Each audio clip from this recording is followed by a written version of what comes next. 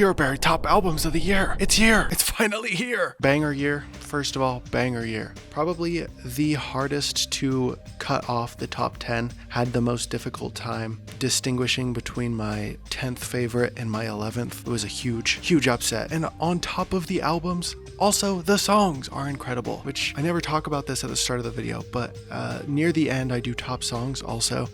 So stick around for that. But you guys know what this video is, okay? You guys know. Cherryberry top albums. So let's just jump into it. At my number 10 is Justice's Hyperdrama. Is that how you're supposed to say that?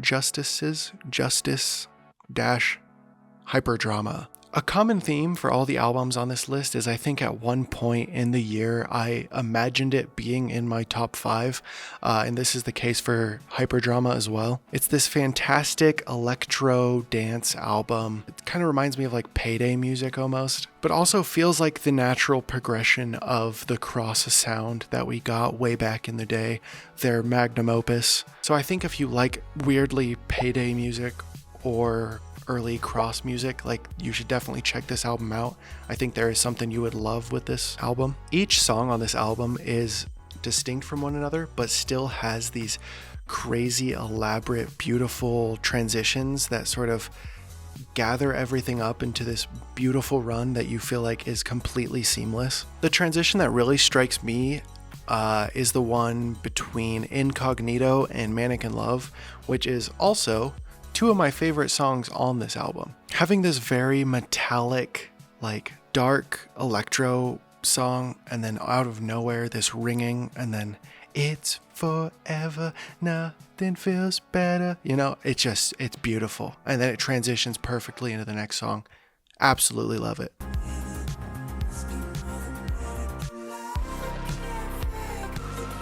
That buzzing synth in the back. So fun. So good. Next is No Name by Jack White. This was a surprise this year. Jack White returning to form, returning to the White Stripes sort of style that we all love and miss so much. So much so, I think in a lot of ways it's an improvement on that old style. Still hitting with these bluesy, punky rock songs and like those inflections that we're so used to from the old Jack White of yesteryear, whatever. And I think we've all just been missing it. I can't emphasize that enough. It's such a welcome return, such a surprise. It was pretty much a shadow drop. I don't think he like did any singles. Maybe he did. Maybe I'm just, not paying attention, but it was awesome. Not a lot to say here, but if somehow you missed this and you're a fan of early White Stripes, this is a must listen for sure. Let's hit that track. And don't be selfish and keep this all to yourself, and don't eat shellfish. You need to see me right away. But I just found it so interesting. I remember the first time I listened to this, how well he like embodies that Bishop sort of inflection. I loved it so much. It was a strong standout for me. Next, number 8, The Dare. What's Wrong with New York? Harrison Patrick Smith is someone that I have been a fan of for a very long time. This is his first album under The Dare, but he was making music under Turtleneck for a lot longer. Turtleneck as an artist is my most listened to artist of all time. I've been a fan of him, like I said, for a very long time, before anybody else really was. Let's be honest. I'm a trendsetter, okay? I'm saying what everybody's thinking, okay? But I felt like I had an interesting perspective on this album, being a fan of his for so long. I see a lot of things that he has carried on from his past music endeavors. A lot from Kapow, which was his last full-length album. A lot of the people talking about this new Dare album talk about how it's like a love letter to New York. Like a lot about his personality is like he's from New York, all this. Kapow is way more that than this album is, almost to an annoying degree. I prefer it in What's Wrong with New York. I'm not saying this to be like Kapow's better. I think that What's Wrong with New York is far better than Kapow. Kapow is probably my least favorite Turtleneck drop. You can tell that this is something I care about because I'm getting very easily sidetracked, but there's also a lot of consistencies with his vocal inflections, like the way that not inflections, styling is more so what I mean. Like he puts on this like dreary, like English accent where he's like, that's like how I would describe his voice to an extreme, which is very extreme on Kapow, especially the end of Kapow. And I think it's toned back and refined on this album to the point where it's actually enjoyable. Before I fucking hated it, and now it's pretty fucking good. I like it, actually. I like it. I feel like it's a good style for him, especially because everybody thinks he's English. Everybody's like, how is this guy from New York? He seems like a typical Brit. I would say that this is probably the most sonically consistent album to come out this year, but this year has just been way too fucking good with its releases, so I can't honestly tell you that, but it's very close. It's top 2, top 3 for sure. I do think the best parts of this album is its production. Every single song on this album has at least 1 or 2 things that I can point to and say that I absolutely love, whether that be on the production side or just these funny, weird lyrics that he throws in. I think that there's one kind of bomb on this album that I'm not a super big fan of, but like I said, I can point to something I like in it, and that is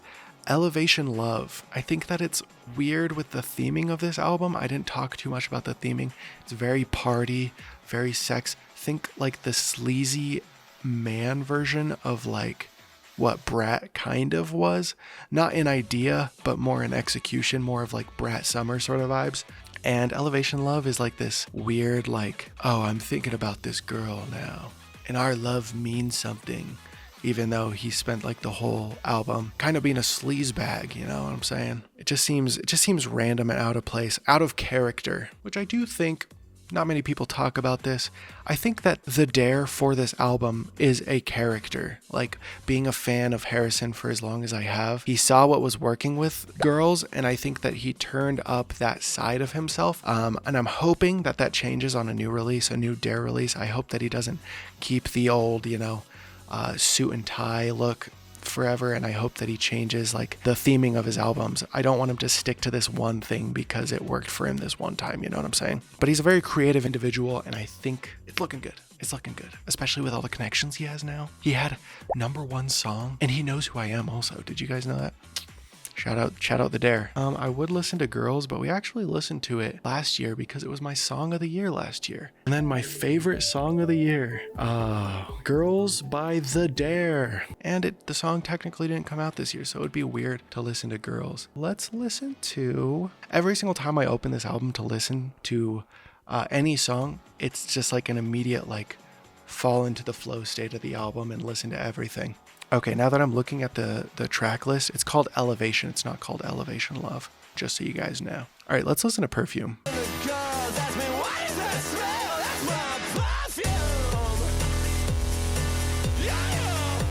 In fact, spray it in my grave so the worms can get a whiff.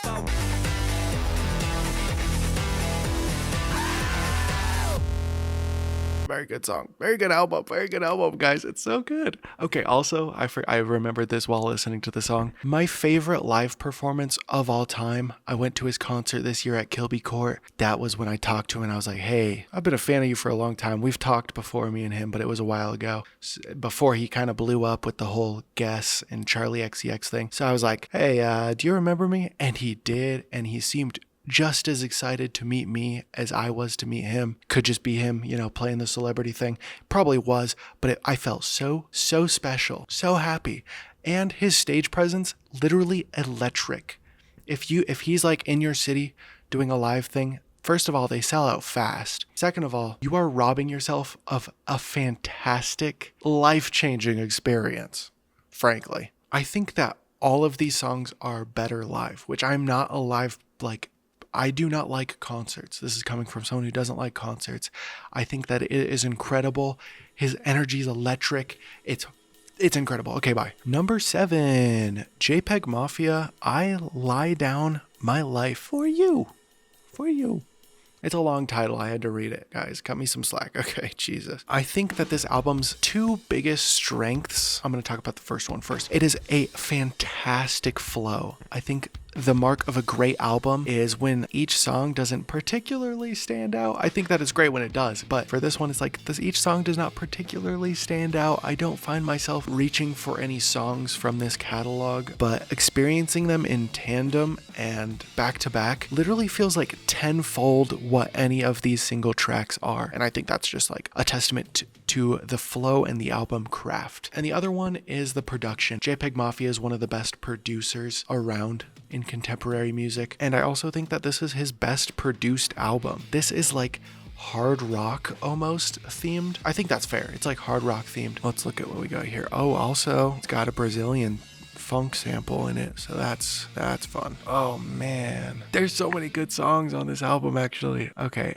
I have in my notes to listen to Ex-Military, so that's what I'm gonna do. Money, it made me feel like I'm Target.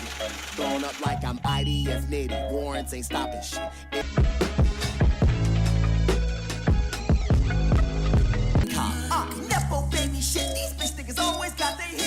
So I'm not going to listen to this whole song, but I'm pretty sure Sin Muedo is like a TikTok sound. So I'm going to play a tiny bit of that, and you guys can just be like, oh, I remember that from TikTok. That's pretty good. And then you'll go listen to the actual album. So you niggas is bitches, I don't want to kick it. Peggy, I ain't for the fences. You niggas don't swing, you stacking up misses.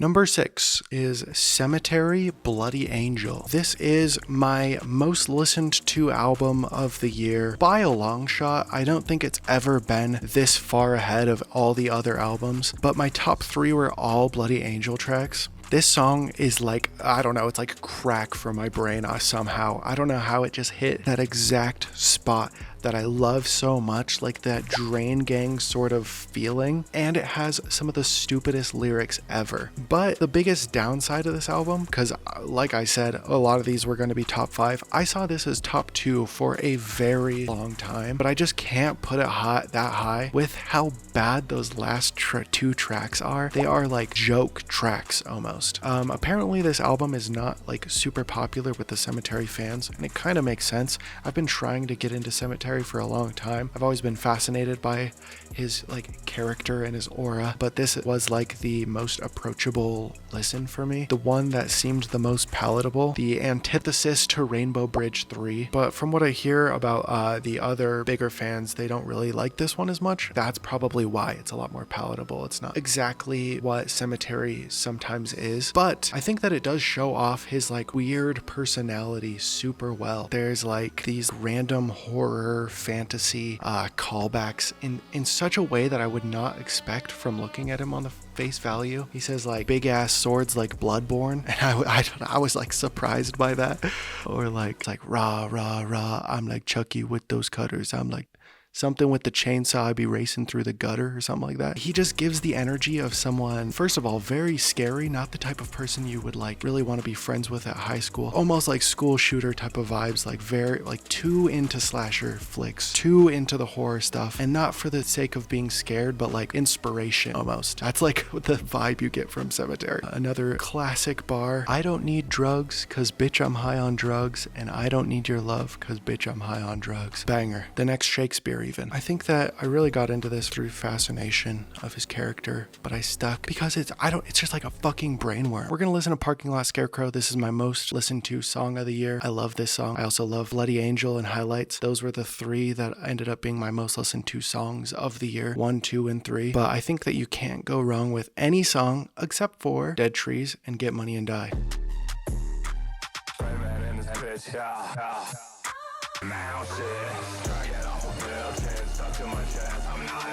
Okay, so my camera died and it was late, so I just went to bed. This is the next day. New shirt, little greasier.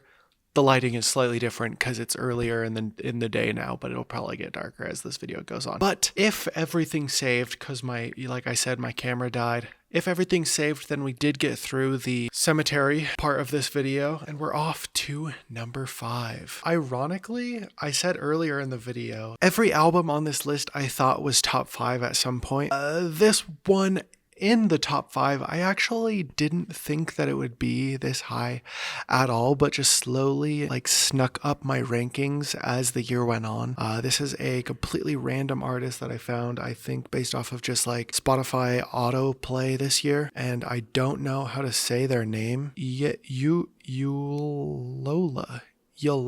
And this album is called Zen Maiden. This is just like such a comforting sound and aesthetic. It is so like poetic and dreamy and like fantasy feeling, and achieves it all with this like lo-fi flair that kind of reminds me of like early Clairo. Like if you really fucked with Clairo when she was popping off on YouTube for like the Hot Cheetos type stuff, I think you should check this out. It was a nice blast from the past while bringing a lot of new stuff as well. I would relate the feeling of listening to this album to the same feeling watching The Never Ending Story. It's like this weird, dreamy, like, is this really happening? Everything's just like so weird, so vibey and like pretty, but also kind of scary in weird ways. Maybe if I came back to The Never Ending Story now, then I wouldn't be scared, but I feel like I was scared as a kid. Anybody else relate to that? I don't know. Super ethereal and creative. A lot of what stands out to me on this album, besides the amazing aesthetic, is like these spoken word, like almost like slam poetry-esque entries mixed with like these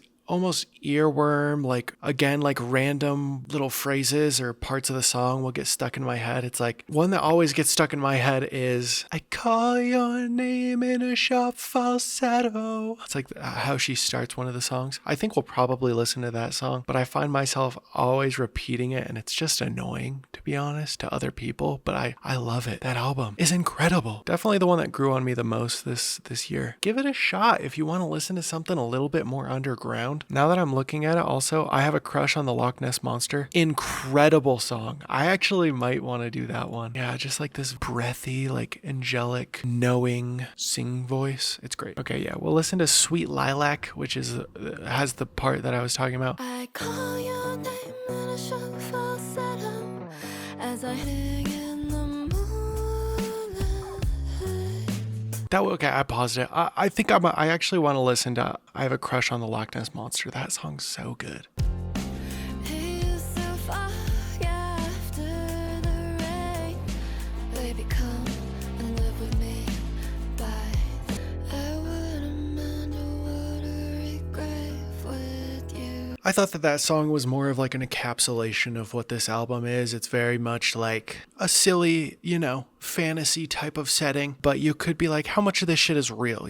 How much of this is like her painting a fantasy aesthetic, and how much of it is just her talking about this person that she's waiting on and nobody actually thinks is real, but she just hopes and sees this person in everything around her. Every mysterious object is this thing. You know what I'm saying? I think she's genius. I really want to check out her other work. I haven't done it yet, but I was just blown away by this album. The title track, Zen Maiden, again, is a banger. Sweet Lilac, which we listened to a little bit, an incredible song. Prick, prick, prick, go the roses. Also, great song. They're all great. I think it's a real treat to listen to this back to back too. And an album that I feel like if I was hanging out with a friend or something, I would be annoying and be like, oh yeah, that song's great. That song's great. Let's listen to this other song. Yeah, I really like this song. This song does this thing really interesting. Like frantically showing off every aspect of this album that I possibly can. Because I think it's a special little diamond in the rough. Little ethereal, fantasy, lo-fi beauty. Speaking of beauties though, we got number 4 here, and it is Charli XCX's Brat. I'm going to preface this one with a little bit. I think a lot of people understand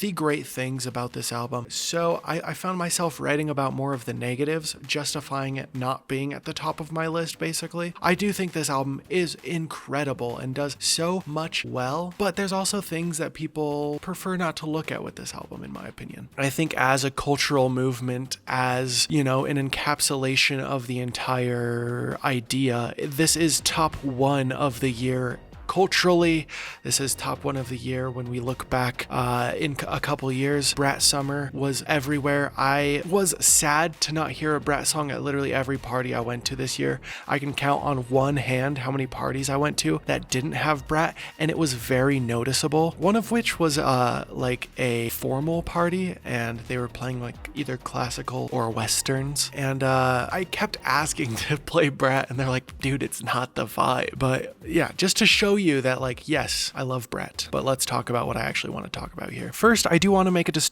distinguishing, stake in the field here and say that I am rating one Brat album. There's like 3, I think. The original Brat that are released without remixes, without anything else. That one is my favorite. That's not to say that I don't really love the other albums and honestly miss a lot of the stuff on the later albums on this album. I think at one point in the year I said with every new Brat release, it makes the original Brat worse because nothing is straight up outdoing it, but aspects of it are completely changing how I view the original songs. The best example is Girl So Confusing. This song is near unlistenable for me now. It is like reading one half of a text receipt conversation of an actual interesting argument, It's like aggravating that you don't have the Lorde back there to give context to this song. Lorde and Charlie XCX's Girl So Confusing is one of my favorite songs of the year. One of the best songs that we've had in like the last decade, I feel like. It's incredible. And just to have that weird empty track on the original Brat, and this is why people get mad at me. They're like, what do you want Charlie XCX to do about that? It was something that came out after the album. I'm not saying that it needs to be improved on. I'm saying that this is why I wouldn't rate it higher, if that makes sense. Sometimes art is just worse and you can't really fix it.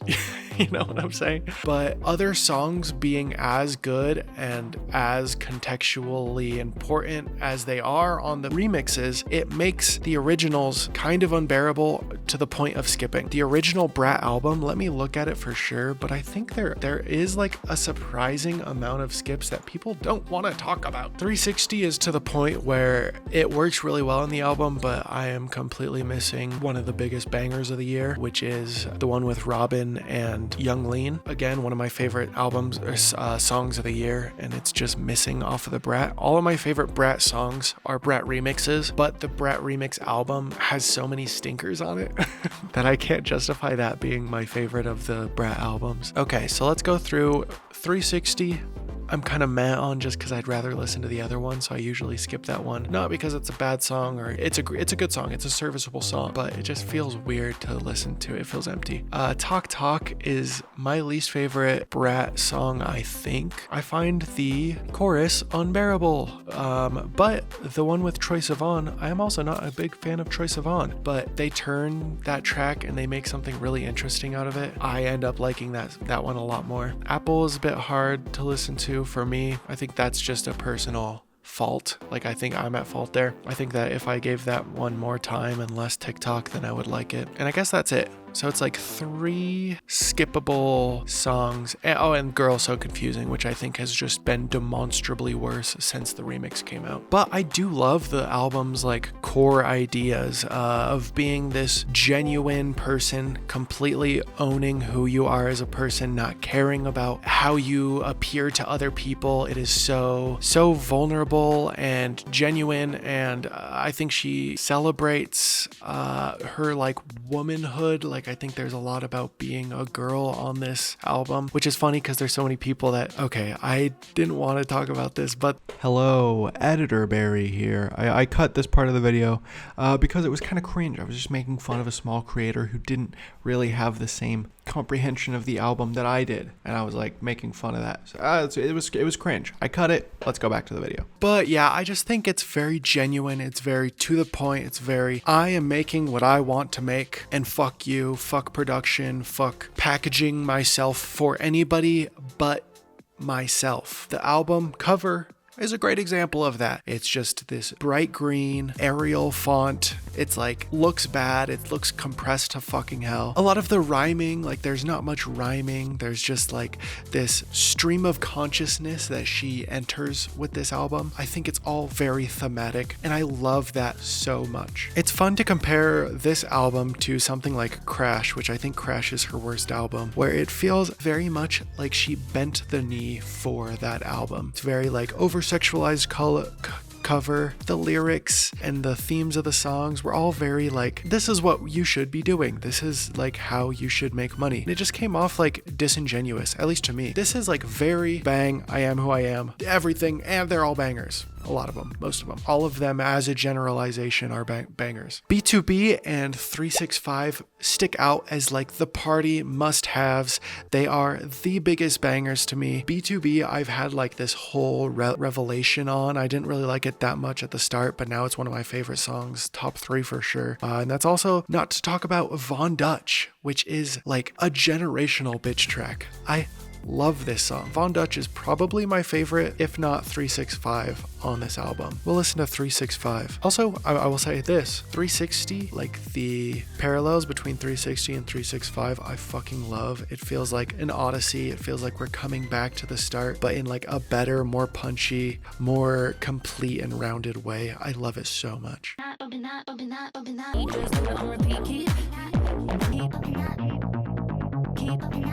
Number 3, Kendrick Lamar, GNX. Loving this new Kendrick sound. I really like it. Ever since he started working with Baby Keem, I like those vocal inflections. Some people say that it's for the worse. I personally love it. And I think he showcases it the best since that on this album. Seeing his beef with Drake really made me excited for whenever his next drop would be.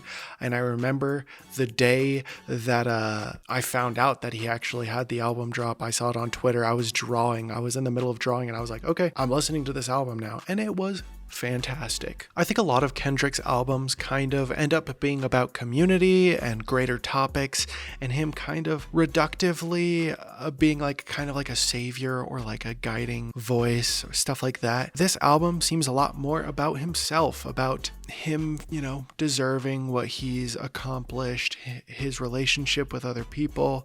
It's about the people around him. I think a very high point on this album is Heart Part 6, where he talks about coming up with all of these people, all these other musical people around him. It was a very beautiful, touching song. I personally loved it so much. And another thing is, I feel like Kendrick, this is probably just a me thing. I don't think Kendrick is always something you can just throw on. He definitely has like a lot of those songs, but I think some of it is a little bit more of like, okay, I gotta listen to the whole album to kind of like this song. But this is his album that serves best as an album and as the singles. Good Kid, Mad City and To Pimp a Butterfly I would rather listen to in the full context of the album, and Damn I would rather listen to as singles. This is the first one that I really feel like I like them both separately. I also do like Good Kid, Mad City singles, actually, now that I'm thinking about it. I actually like a lot of those songs, but I still just like the album flow better. And the same thing kind of goes with Morale, like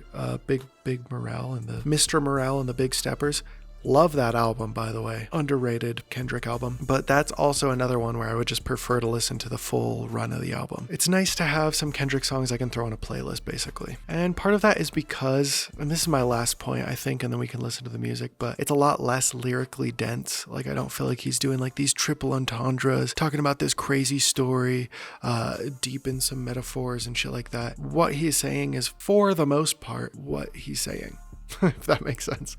Let's listen to Squabble Up. I think that was the one that leaked, and I remember like hearing it on TikTok and being like, this song's so fucking good. Where is it? How can I listen to this song? And then it finally came out on this album. I was very happy. So let's listen to Squabble Up. Reincarnated, I was stargazing. Life goes on, honey, and all my babies. What the fuck? I got hits, I got bucks, I got new paper cuts. It's a full moon, let the wolves out, I've been a dog. I feel good. Also, I have to shout out the part on Hey Now where he's like, who the fuck I feel like Joker. It's so fucking funny. I don't know why. Who the fuck I feel like Joker. That's a great one. That's a good one. Number 2 album of the year is Tyler, the Creator, Chromacopia. This is the only album that I would compare to Igor on his Discog. In high school, when Tyler was like really popular before Igor came out, I was like kind of a hater. And then with each album, I was like, yeah, I still don't love him, but I love this album. And then like the albums would just stack up, and at this point I'm like, I am a big Tyler the Creator fan. I fucking love all of his recent albums since Igor. I think that every single time he says that he's gonna drop an album, he shows teases, I get so excited, so pumped up, and I was not let down at all. This is my new second favorite Tyler the Creator album. It is close to a 10 out of 10, comparable to Igor. Yeah, this album plays a lot with the concept of masks. I really like lyrically how much he brings up masks in the promotion and the aesthetic.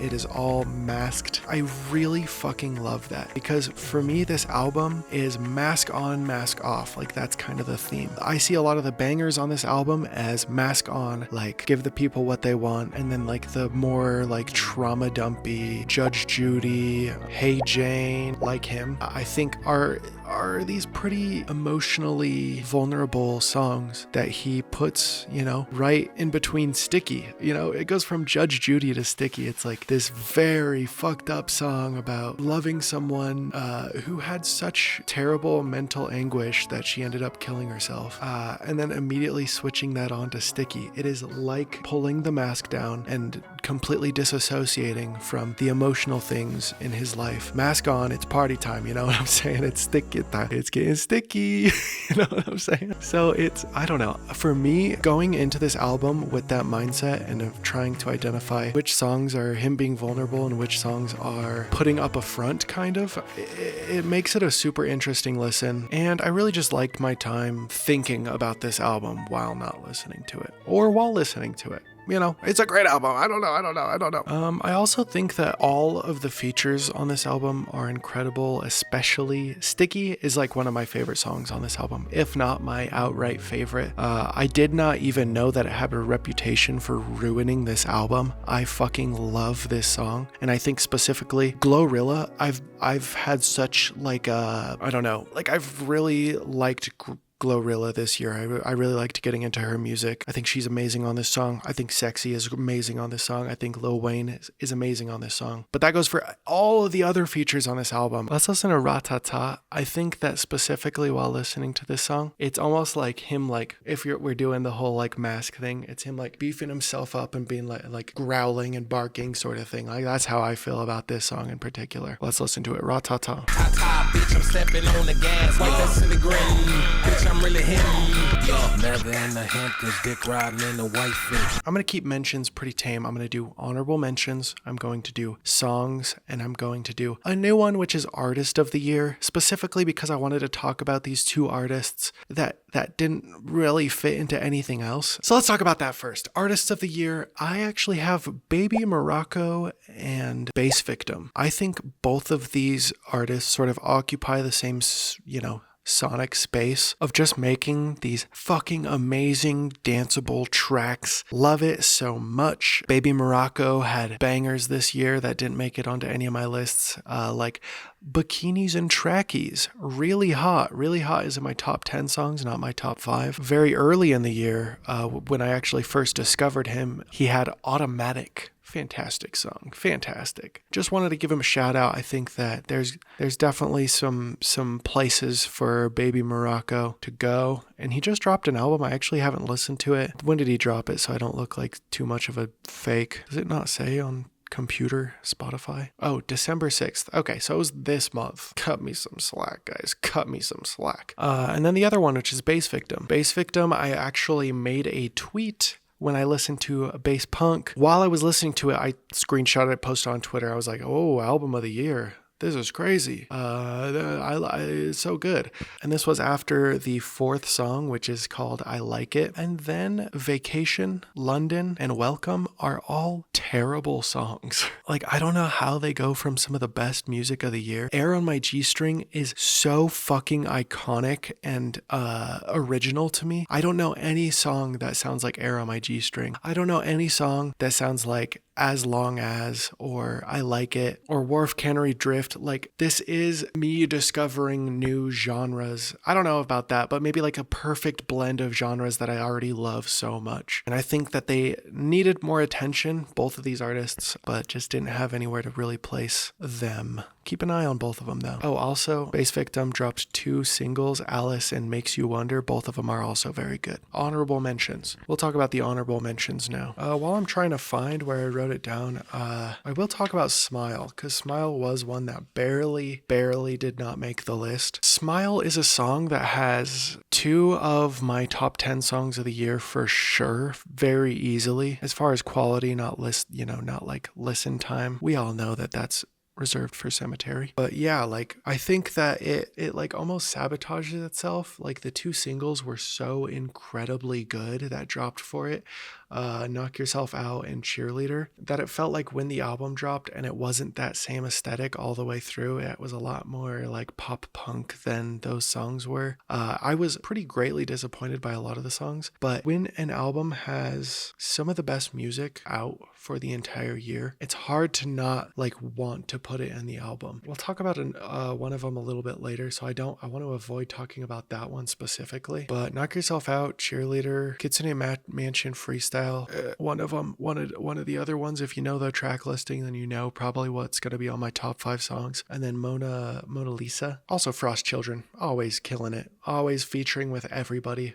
Love that group of girls out there. But a lot of the other songs end up fading into the background pretty heavily. I do want to talk about one line that like I feel like every single time I listen to it, there is one song that makes me cry, and it's on my top 10, on my top 5. And then there's one line that nearly makes me cry every single time.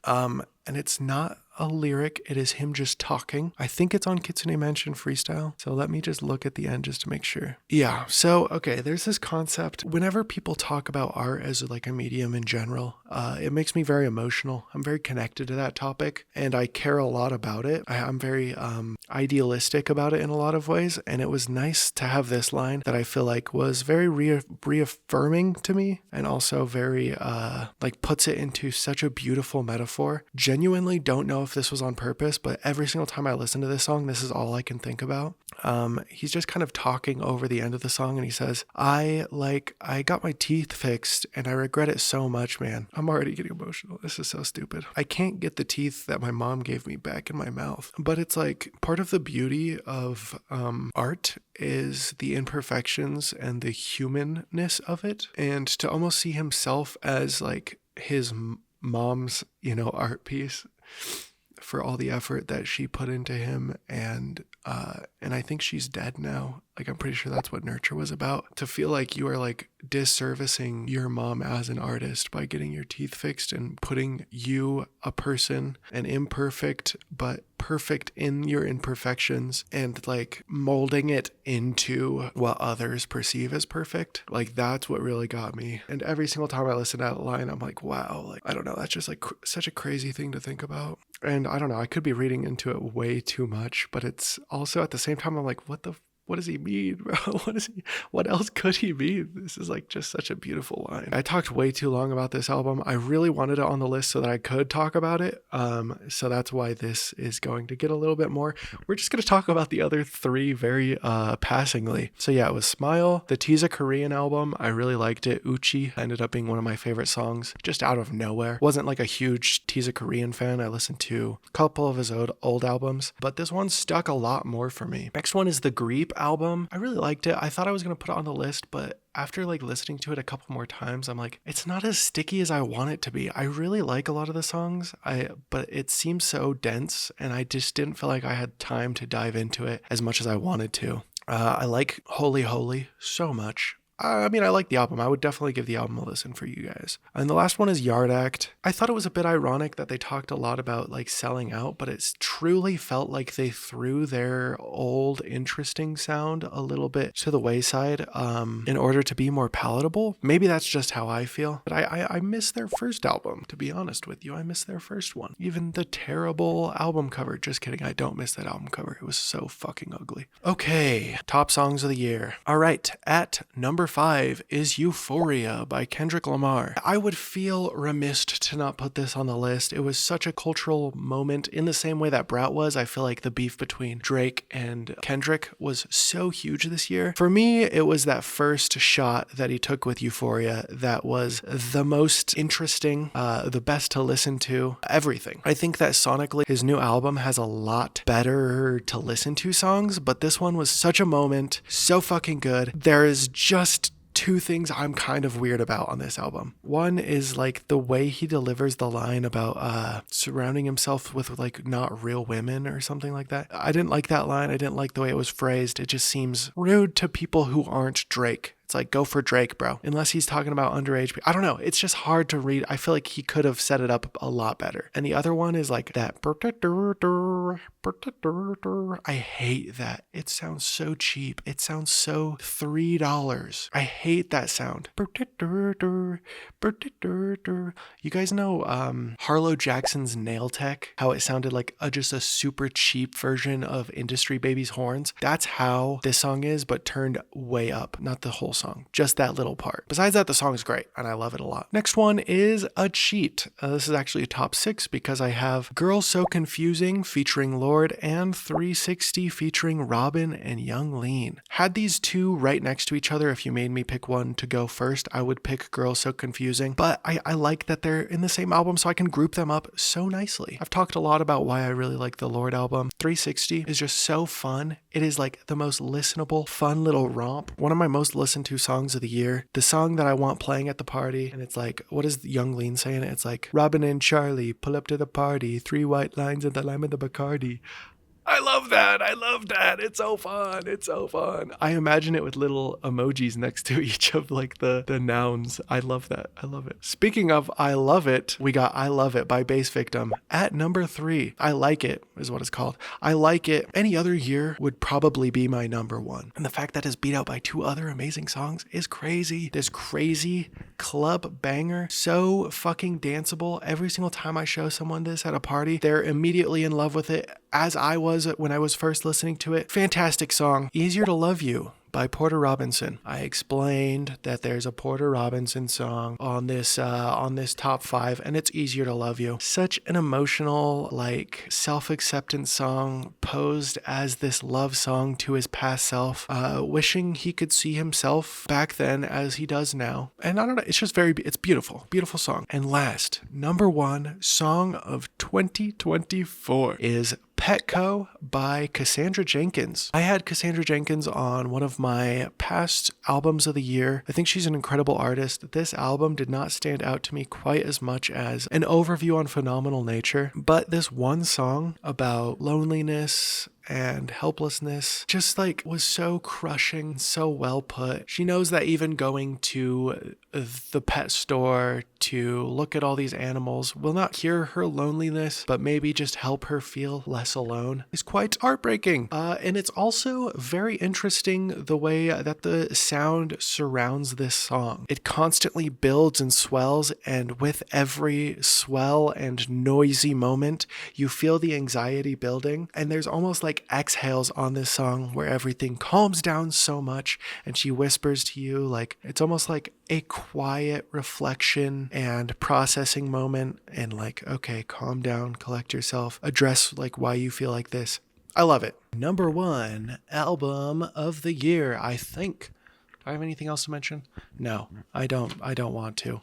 Let's fucking get into it, okay? Number 1 is, and you might have noticed, a mysterious lack on the top 5 songs of the year. It's been in all of my other top 5 songs of the year. Blady Cold Visions. This is a 10. This is one of my favorite albums I have ever listened to, and it came out in the year of our Lord 2024. Okay, so my camera died again, and I took a shower, and we're back. Cold Visions time. This is Blade's sort of like self-expression, his brat album, so to say, in some ways, where he is just annoyingly everything that he has always been, but turned up to an extent, and also more like metacognitive. You know, it's a lot more of him thinking, or not metacognitive, retrospective. I guess self-analytical would be the best word for it. But that does not mean that it's like an overly depressing album. I think that it definitely hits those more deeply emotional notes, but still sends those classic Blade things that you would expect. I don't know, like the sad meal or like violently drug abusing weed. Like, this is just very silly while still being vulnerable, exploring all of his feelings with where he's at with his music right now. And also with his age. He talks a lot about how he's like cringe, but he's like almost 30. Like 30 is not the time to be doing what Blade is doing. We love him for it, but you know, it's a little silly. And he realizes that. I think that he painted this album into a cool corner while still keeping it interesting. It doesn't feel stale, and it also is a pretty long album, I'm pretty sure. I mean, it's an hour long, so it's a little bit longer than like a normal album, but it does not feel like it overstays its welcome at all. It keeps itself fresh. He does like a lot of new singing styles. He does this thing on I Don't Want to Hang Out. Is that what it's called? Yes, I Don't Want to Hang Out, where he's like gritting his teeth. He's like, if you're not drinking, I don't want to hang out, like all this shit. You could really just tell the way his face looks while singing this, and I really like it on this one. I also do think that he keeps the features lean and then also utilizes the features in really interesting ways. The only one that I could be like, oh, maybe this sticks out in kind of a weird way is the Sick Boy Rari feature, but I'm just so fucking glad that they finally got a feature. This has been something that people have been asking for and that I've been excited about for so long, and to finally have it on Blade's best album. By the way, this is Blade's best album, if I didn't make that clear. It feels very special. But for the other ones, it's like, I feel like Blade and Young Lean are like buddies, you know, or not like buddies, I don't know. They're like a tag team. I think that's the best way to say it. Like very much, they're both on the same mindset. They both see the vision, the cold visions, shout out, and they throw it back to each other in such a satisfying, beautiful way on this album. Every single song that has Young Lean on it is just such a treat. Young Sherman, I thought that was funny, first of all. I thought that's a funny name, but I think he fits pretty well. I actually don't, was it just a feat? I can't even remember if he's featured or if it's a production feature. I think it's a production feature, so that doesn't really count. And then Thai Boy Digital on this album is really funny. He's like the hype man to everybody else. He's just there to be like, you guys know fucking Blade, man. He's doing that shit, bro. He's just like back there hyping everybody up. It's great. I love it. I also think that you can read the title Cold Visions as kind of this synonym for like depression and anxiety, which he talks a lot about on this album, because it's like vision, like cold visions, like, oh, I see the future, but it's cold. It's not inviting. It's not this warm fuzzy future. So I do kind of like that like it seems like there was some thought behind the title and going with like the theming, like this evil sort of creepy feeling while still sticking with like him opening up a lot more about how he's feeling with his music. It's great. I think it's the most expressive Blade has ever been, and I love that, while still being the Blade that we all love. We're just gonna listen to the music now, and we're done talking. Let's see. Oh, I do want to say before that, Terrible Excellence transitions into Red Cross by the game sound from Super Smash Bros. Ultimate. It's like game or whatever. Here, I'll play it. I'll play it for you guys. Just like, yeah, what a beautiful transition. You guys maybe heard it right there, probably. Yeah, I'm gonna listen to Red Cross. Red Cross is, I think it's my favorite song. It's so hard to pick a favorite. I literally think that nearly all of these songs are equal in its amazingness, and they're all fucking amazing. After 8, yeah, the 9 all the time. There's no windows in the spot. There's no innocence in love. Mom swiping cards. Decision. Crocodile Dundee. Alligator skin all over me. Okay, well, that concludes Shiro Berry's top albums of 2024. You guys know how it is, so subscribe. Goodbye.